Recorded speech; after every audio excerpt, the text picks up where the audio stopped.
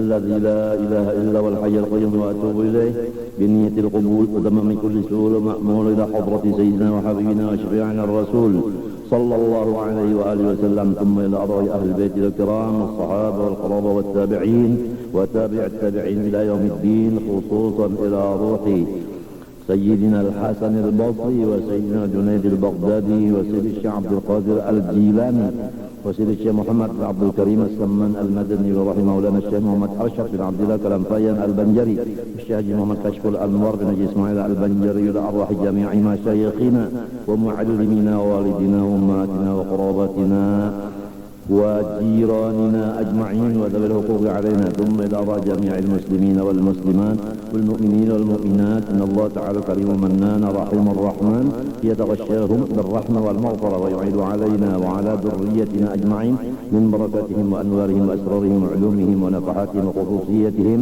وكراماتهم في الدين والدنيا والآخرة، وعلى كل ما نوى بسلف الصالح، وإلى حضرة النبي. الفاتحة. بسم الله. إياك نعبد وإياك نستعين. أعوذ بالله من الشيطان الرجيم. بسم الله الرحمن الرحيم. الحمد لله رب العالمين. اللهم صل وسلم وبارك على سيدنا محمد الأمين وعلى آله وصحبه إلى يوم الدين. أما بعد، سبحانك لا علم لنا إلا ما علمتنا إنك أنت العليم الحكيم، ولا حول ولا قوة إلا بالله العلي العظيم العزيز العليم. لدى كل حرف كتب ويكتب أبد الآبدين ودهر الداهرين، ورضي الله عني وعنكم وعن جميع المسلمين. وقال رضي الله عنه وأنشد: إن الذي طهر المولى سريرته من الظنون لفي جنات رضوان، فظن في الخلق خيرا يا أخي، فلقد جاء الوعيد لقتات وظنان.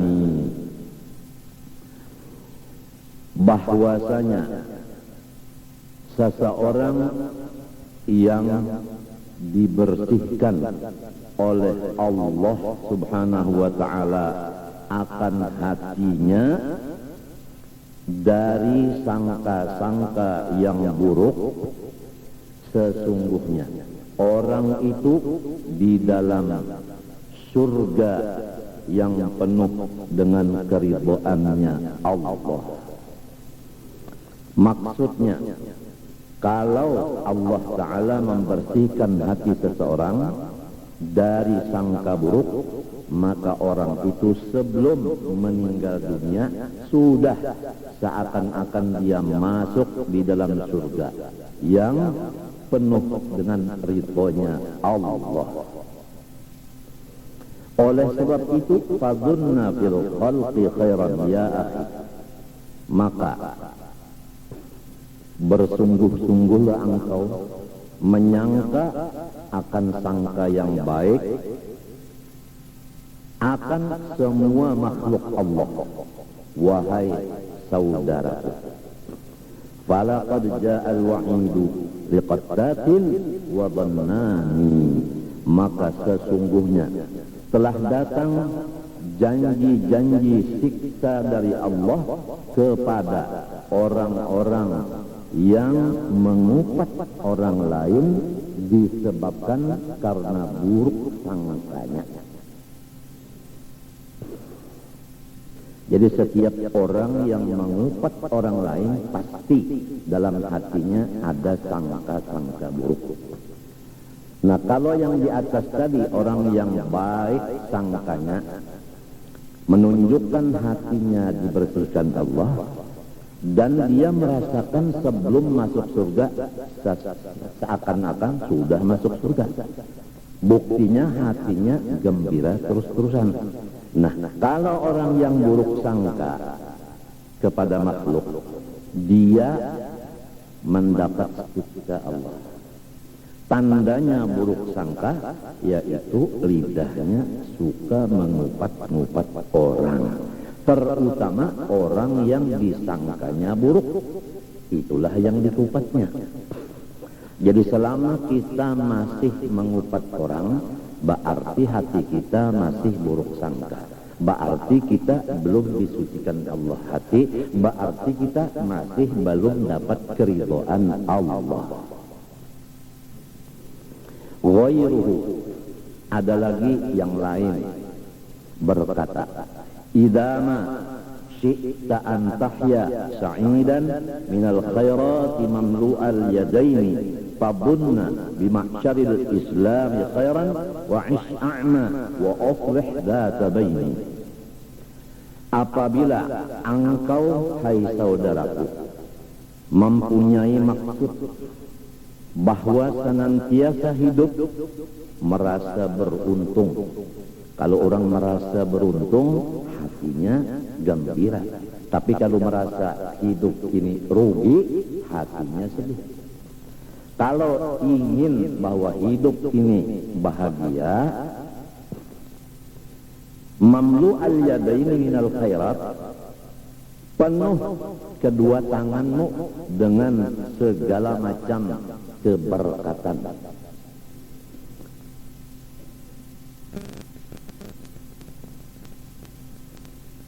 Pertama, hidup beruntung. Dua, penuh dengan segala berkat. Apabila ingin yang demikian, maka sangkalah dengan semua orang Islam akan sangka yang baik. Wa is'a'ma, dan hiduplah engkau di dunia ini tidak lagi melihat akan keaiban orang lain. Jadi seakan-akan hidup ini buta. Maksudnya buta itu tidak melihat keaiban orang lain.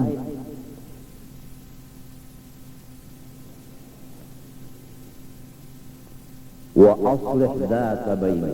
Kalau ada terjadi di antara kawan-kawanmu perselisihan paham, maka kalau engkau ingin yang di atas tadi, hendaklah engkau akur antara dua saudara engkau yang berselisih paham tadi, sehingga tidak ada lagi perselisihan paham itu, jadi aman. Ghairuhu, ada lagi yang lain berkata, semua ini yang berkata ini adalah wali-waliullah. Idza ma syi'ta an tahya sa'idan habiban lil ghaniyyi walil faqiri fadunna bimahsyaril islami khairan wa ra'il waqta wa qna' bil yasiri. Apabila engkau menghendaki bahwa hidup engkau selama-lamanya beruntung, dicintai oleh orang-orang kaya dan dicintai oleh orang-orang fakir, maka jalannya hanya pertama, hendaklah engkau menyangka sangka baik kepada semua umat Islam. Yang kedua, hendaklah engkau mengisi waktu-waktu engkau dengan ibadah. Yang ketiga, hendaklah engkau merasa cukup dengan dunia yang sedikit.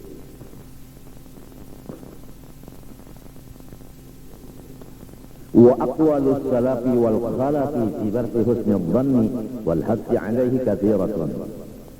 Bermula perkataan-perkataan ulama yang sebelum 400 tahun hijrah, demikian ulama yang sesudah 400 tahun hijrah, pada masalah memuji sifat baik sangka kepada seluruh orang Islam dan memaksa kepada umat Islam supaya baik-baik sangka sesama mereka.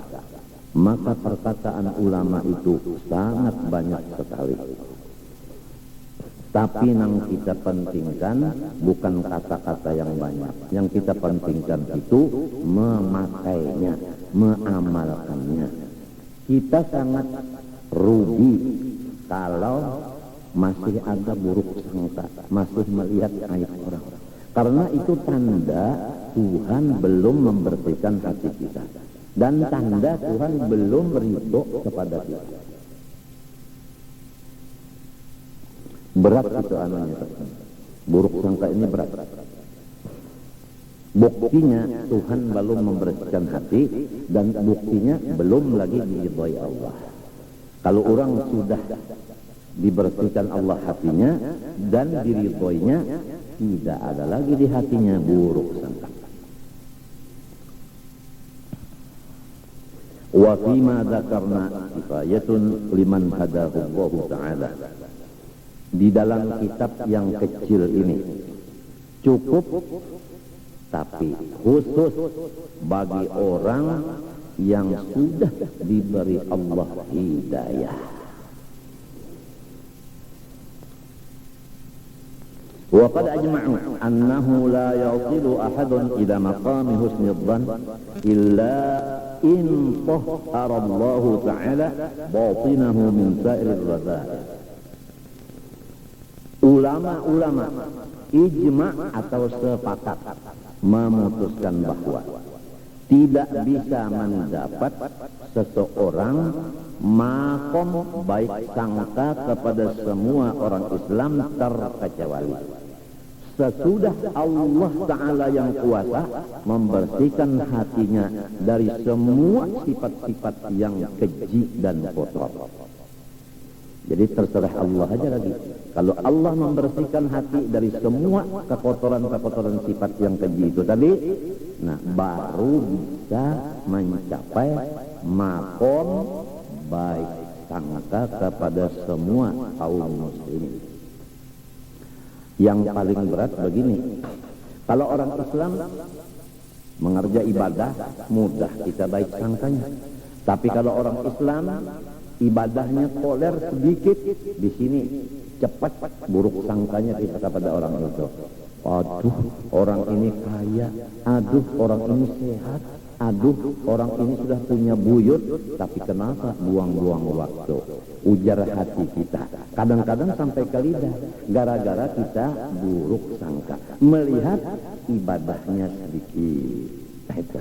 Jadi kalau melihat ibadah orang itu sedikit, nah buruk sangka, karena sedikitnya itu yang dilihat.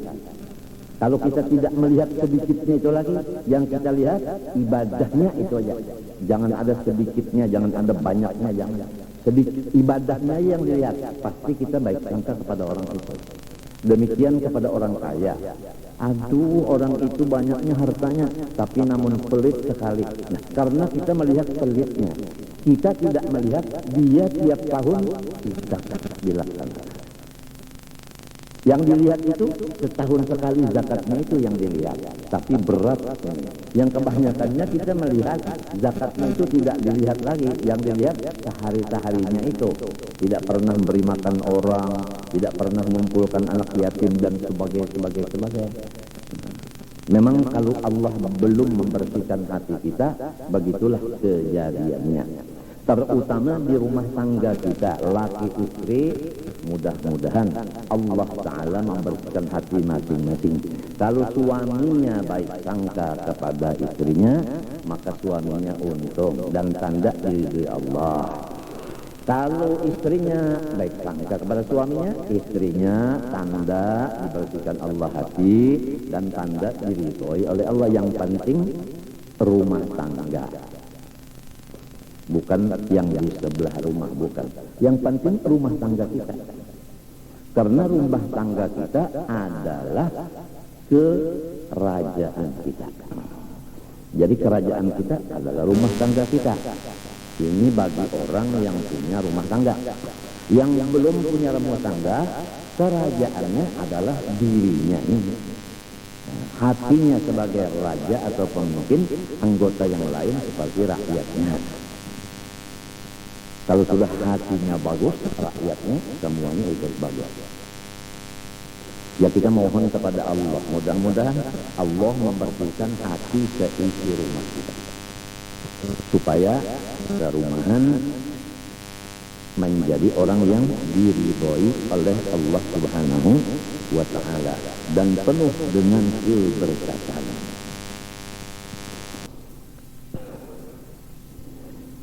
Nah, adapun jalan untuk atau adapun ciri orang yang bakal dibersihkan Allah Ta'ala hatinya. Pertama, dia mendapatkan seorang guru yang memimpin akan hatinya. Itu pertama. Jalannya untuk mencapai hati yang bersih tadi, punya guru yang memimpin supaya hati menjadi baik. Jelasnya, kalau punya guru yang baik sangka, insya Allah kita akan menular baik sangkanya itu kepada kita. Tapi kalau punya guru yang buruk sangka, nah itu menular juga kepada si muridnya sifat buruk sangka itu. Itu namanya nazrah, pandangan dari seorang guru. Nomor 2, wa imma bil ilaji war riyadhah. Yang kedua, tidak punya guru tapi dia mengamalkan akan ilmu-ilmu yang sudah didapatnya. Nah, kalau bisa baca Quran, amalkanlah Quran. Artinya bacalah Quran. Quran itu bukan dari Fatihah sampai Qul a'udzu birabbil nas, bukan. Bismillah. Quran diulang-ulangi, bismillah, bismillah, bismillah, bismillah. Tapi harus dengan riyadhah.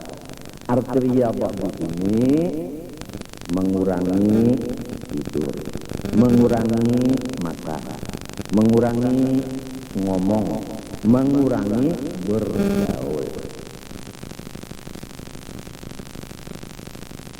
Tidak boleh yang 4 ini satu pun yang ketinggalan. Ini wajib. Mengurangi tidur, mengurangi makan, mengurangi omong, mengurangi bergaul. Kemudian mengamalkan ilmu-ilmu yang sudah ada dengan rutin.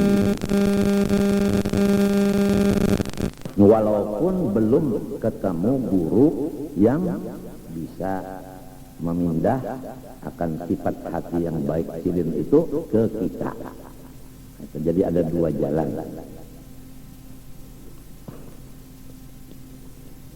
Adapun tandanya orang yang sudah selesai daripada perkara ini sehingga mendapat hasil, yaitu baik sangka, yaitu bihaitsu yasiru la yasurul fahsya'u ala bali, yaitu sekira-kira kada pernah sedetik lagi pun melihat aib orang lain. Tidak pernah ada kotor, tidak ada pernah gerecek di hati melihat aibnya orang, apalagi mengeluarkan ke perkataan, ke lidah. Itu tandanya yang sudah berhasil. Baik berhasil dengan sebab pimpinan guru, atau berhasil dengan sebab dia berusaha beribadah dengan melaksanakan 4 syarat tadi. Mengurangi makan, minum, omong, gaul. Jadi itu ada ukurannya. Udah sampai belum? Wa ma dama fi batinihi syai'un min ar-radha'il fal ghalibu su'u dhannihi bin nas. Selama masih ada di hati seseorang sedikit saja daripada sifat yang tidak baik, maka jelas sangka-sangkanya dengan orang lain pasti jahat. Jadi selama ada sifat yang jahat sedikit terjadi hati suami, pasti dia buruk sangka kepada istrinya. Demikian istri terhadap suaminya, demikian adik terhadap kakaknya, kakak terhadap adiknya. Jadi rumah tangga menjadi neraka jahanam, bukan menjadi surga ridwan lagi, bukan. Karena ada satu aja yang belum bersih hati, tandanya sangka-sangka tidak baik. Nah, kenapa jadi orang buruk sangka kepada saudaranya sendiri? Qiyasan ala ma indahu, karena dia menganggap bahwasanya diri orang yang jahat itu sama dengan aku.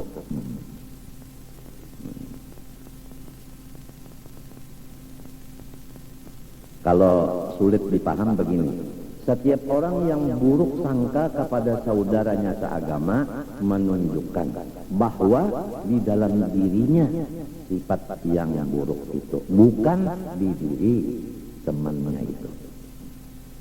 Wa fi hadzal ma'na qala ba'dhum, berkata sebahagian daripada ulama wali, idza sa'a fi'lul mar'i sa'at dununuhu wa sadda qama ya'taduhu min tawahhumi wa 'ada muhibbihi biqawli 'idatihim wa asbaha fi lailin minasyakki mudlim. Fa'ulun mafa'ilun di mafa'ulun baharna kan tawil kalau idza sa'a fi'lul mar'i sa'atun. Buktinya orang yang buruk sangka di dalam hatinya, perbuatannya jahat. Jadi kalau orang perbuatannya jahat lalu berkata saya baik sangka, tidak bisa. Tidak bisa. Kalau sudah pekerjaannya jahat, menunjukkan hatinya sudah buruk sangka. Contohnya, orang apabila hatinya buruk sangka kepada si A, itu pergaulannya dengan si A itu selalu ranggang. Nah itu tandanya kita kada bakal selamat. Nah supaya diri kita ini terjaga selamat, janganlah buruk sangka ke orang lain. Annal murada bidzalika, maksud dari hadis itu an yu'amilal 'abdu an-nasa wa huwa muhtarisun minhum ka mu'amalati man yusi'u dhanna bihim lal hasu ala su'i dhann. Maksudnya hadis ini menurut ini bahwasanya kita bergaul dengan hamba sambil berhati-hati jangan berbuat jahat kepada orang supaya orang jangan membalas. Berhati-hati. Lal hasu ala su'idhani, tidak sekali-kali menyuruh akan kita supaya berburuk sangka dengan orang lain. Jadi hati-hatilah terhadap Quran dan hadis. Jangan dipikirkan sendiri, jangan dipaham sendiri. Harus mempunyai alat-alat untuk memahami yang betul. Jangankan Quran dan hadis tidak bisa dipaham dengan akal, harus dipaham dengan ilmu alat. Di antaranya lughat, nahwu, sharaf, balaghah, mantik, usul fikih, usul hadis, usul tafsir. Ya, itu semuanya harus ada alat-alat itu. Orang memasak nasi kalau tanpa alat tidak bisa masak. Itu bandingannya. Apalagi memahami Quran dan hadis. Oleh sebab itu kita sering berbicara bahwa tafsir itu sangat jauh bedanya daripada terjemah. Jadi jangan sampai terjemah dikira tafsir.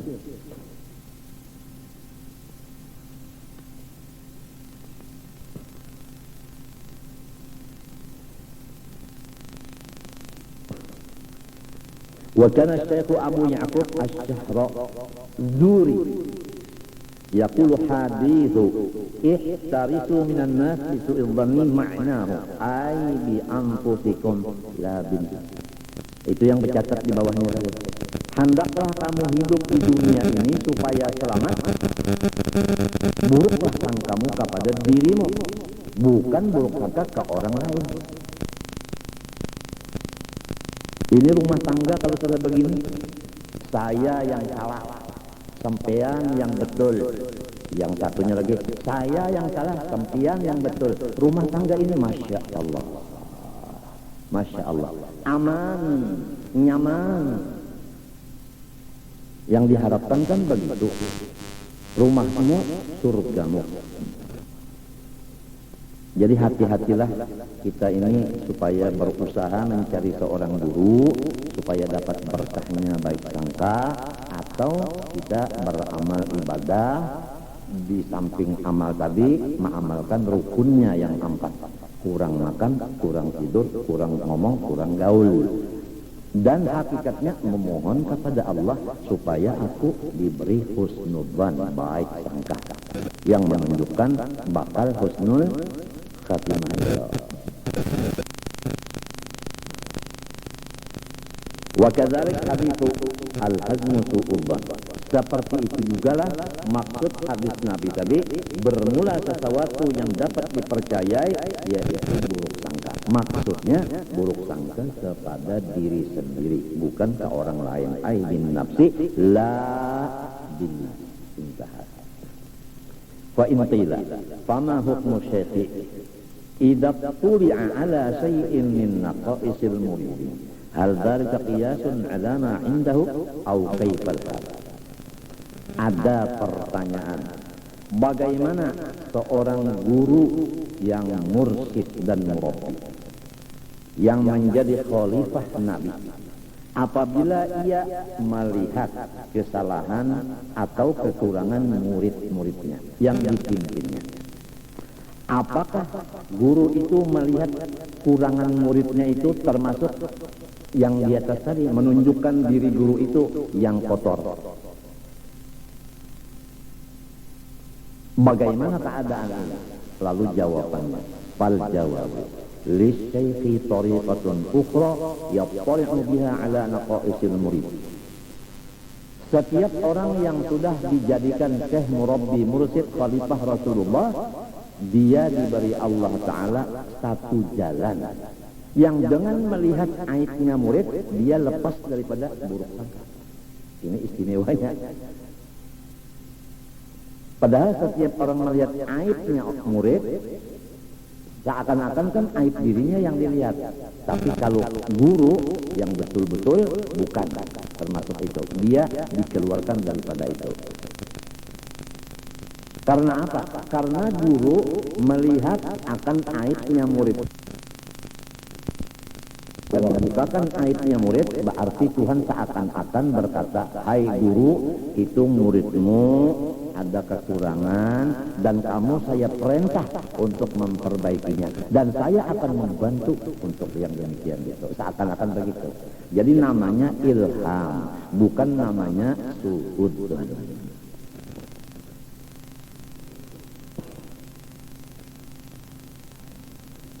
La min babi su'idz dhanni wal kashfi syaitan. Tidak termasuk di dalam pembicaraan buruk sangka dan tidak termasuk di dalam kasyaf hantu. Fafham, hendaklah engkau pahami kata-kata itu. Idzil masyayikhu laisa fi batinihim syai'un minar radha'il. Karena setiap orang yang diangkat oleh Allah Ta'ala menjadi guru, maka Allah sudah membersihkan hati mereka dari sedikit pun sifat yang kotor. Begitulah keadaan orang itu sudah. Jadi kalau sudah begitu, hatta yaqisu alaihi halakarih. Jadi beliau tidak bisa disamakan dengan orang yang lain. Kalau beliau melihat keburukan orang, yaitu muridnya tadi, itu menunjukkan ilham dari Allah, bukan menunjukkan asyab hantu dan bukan menunjukkan buruk sangka. Walamma 'alima Allah Ta'ala ihtiyaj al-murid ila ibtila'il masyayikh ala ma'tibatihi min ar-radha'il liyadullu ala ma yahmiluhu min ar-radilati a'tahumul ilham as-sahiha fahum a'rafu min al-murid bi ahwali. Manakala Allah sudah mengetahui akan perlunya seorang murid supaya guru mengetahui kekurangan murid itu. Jadi tiap-tiap murid yang disebut murid, yaitu orang yang menghajatkan kepada gurunya supaya gurunya itu membuka kekurangan-kekurangan si murid itu. Jadi apabila guru nantinya berbicara masalah kekurangan dia tidak tersinggung, bahkan dia terima kasih. Itu yang dinamakan murid. Tapi kalau guru menyatakan aibnya orang secara umum, dia selalu terpukul atau tersinggung. Itu menunjukkan bahwa orang itu belum makom murid saya.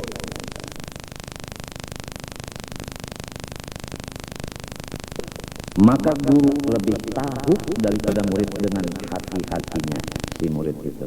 Kalau murid itu tahu di hatinya, guru diberi Allah ilham lebih lagi tahu banyak isi hati murid itu.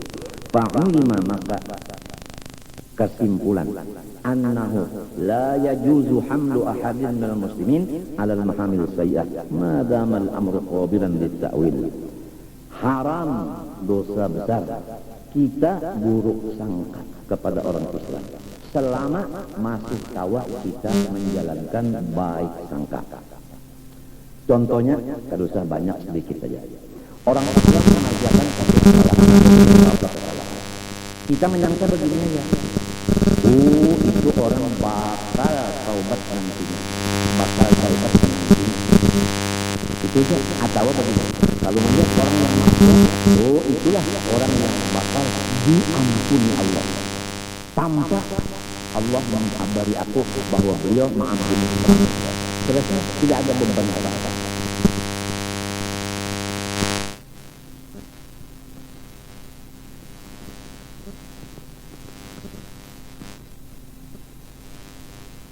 Idza alimta bidzalika ya akhi fa iyyaka an tahmila aqwalan nas ala ahwalika sayyi'ah ma dumta lam tatanabbaf min ar-razaya. Apabila engkau tahu yang demikian itu, hai saudaraku, maka takutilah dirimu, jangan buruk sangka kepada orang lain karena menganggap